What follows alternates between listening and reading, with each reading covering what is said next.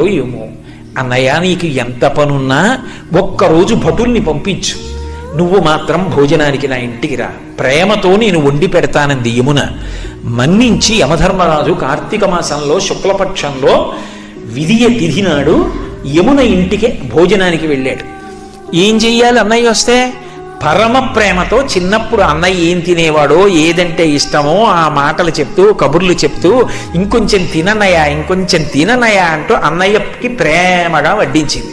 తిన్నాడు. ఏం కావాలమ్మా నీకు అని అడిగాడు. మరి దేవతా సంబంధం కదూ, వరం ఇవ్వాలి.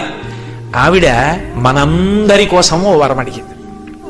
అన్నయ్య ఇది జ్ఞాపకం పెట్టుకుని ఈ తిథి నాడు ఏ అన్నయ్యని ఏ తమ్ముణ్ణైనా సరే, ఏ అక్క అయినా ఏ చెల్లైనా ఇంటికి పిలిచి అన్నం పెడితే ఆ అన్నం తిన్నందుకు ఆ అన్నకి కానీ తమ్ముడికి కానీ అపమృత్యు దోషం లేకుండా